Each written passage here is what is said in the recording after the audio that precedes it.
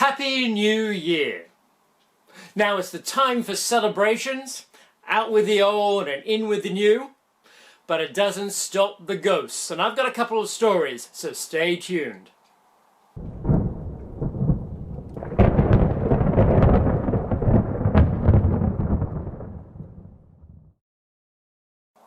And Happy New Year! Well, I hope you're celebrating, or you're going to celebrate, or you've already celebrated, but it's the time for festivities. And I've got a few stories about a few ghosts. They don't stop on New Year's Eve. In fact, some of them actually come out on New Year's Eve. Now, don't forget, if you like this episode, click the like button.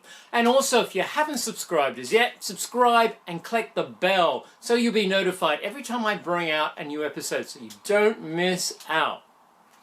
So, New Year's Eve, a time where we say goodbye to the old year and wish in and welcome the new year. Now, in Phnom Penh in Cambodia, however, the priests in the Tuol Genocide Museum, the priests are blessing the museum because it's haunted. Now, to bring you up to date, the Genocide Museum was originally a high school in Phnom Penh in Cambodia. Now, when the Khmer Rouge regime took over in 1975, the year afterwards, they converted the high school into a prison. The Tuol Sleng prison, if I pronounce that correctly. Sometimes it was also known as S21. Now, the idea of the regime was to start the population at zero without any intellectuals, to get rid of the intellectuals and have it like a village community where everyone served the country. And that was ridding the population of the intellectuals with people with an opinion. And so a lot of people were rounded up and arrested and sent to this prison. And they were tortured, and it's terrible, the things that went on there. And then they'd be taken out and killed in the killing fields. Now, there's a lot of paranormal activity happening now in the museum. Because you can imagine all the people that were tortured and killed in that prison. And there was so many senseless killings that went on there. So you can imagine the energy that's been released in that prison. And so a lot of that energy is contained in the walls and the buildings there. In fact, there's even a map of Cambodia made from human skulls. And that's a bit different from like places in Italy where there's a whole monastery where there's artwork made from human skulls and human bones. But that's different. Now, there's a lot of paranormal activity that still goes on. It's now a museum. After it became a prison, it was changed into a museum to remember the devastation that the regime had actually placed into the country. And so you can imagine the energies that's been released into the surrounding walls and into the building. And there are still a lot of ghosts and spirits that wander around. In fact, it's so strong that they have priests that come in twice a year to do blessings. And one of them is on New Year's Day, just to appease the spirits and ghosts, and actually to bless it and send the ghosts or the spirits on their way with good luck into the next life.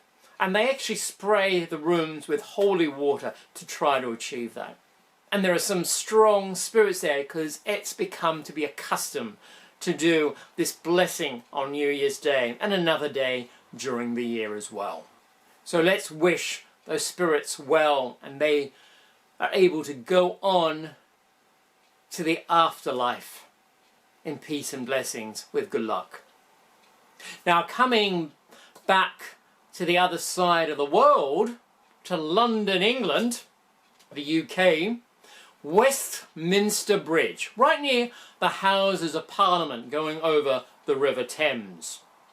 Now, they say that at midnight on New Year's Eve, you're actually able to see the spirit of Jack the Ripper run across the bridge and hurl himself off.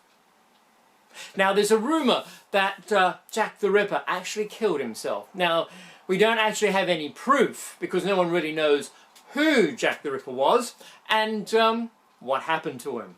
But there is a theory that he killed himself and jumped off Westminster Bridge into the River Thames.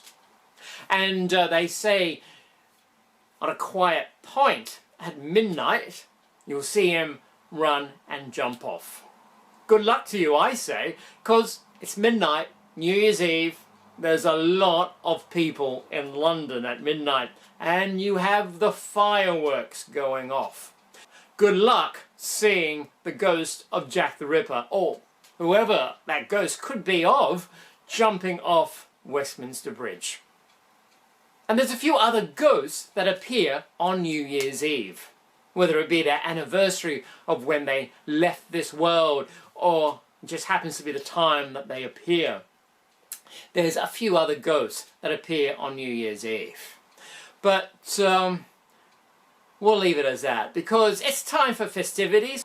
It's also a time where we remember Auld Lang Syne, the Scottish song by Robert Burns. Now, if you're not familiar with it, I've got Dame Nellie Melba singing it. She recorded this back in 1905, and you probably recognise it. It was written by Robert Burns, and he took it down by an old man he met. Now, he wrote it down, and that was the first time it ever became print. And Robert Burns is actually accredited for writing the poem of Auld Lang Syne. And it's a song about remembrance, of moving forward into the future, but not forgetting the past, of the old friends and the good times. And it's a haunting song that, I don't know, but for me it does do something to me. It just twitches something there. It's something spiritual. When it's played in the original sort of tune. So, I'll leave you with Auld Lang Syne, and that will be it for this year.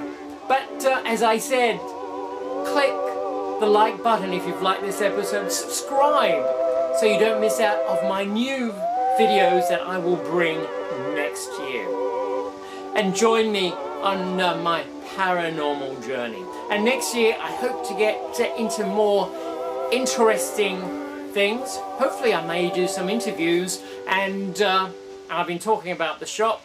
Hopefully I'll get the shop up and running. So join me on my journey. So click and subscribe so you don't miss out on what I get up to. So I hope you have a happy new year, all the best, and continue with the festivities. And I'll see you next time. Stay safe, well and happy. And Happy New Year.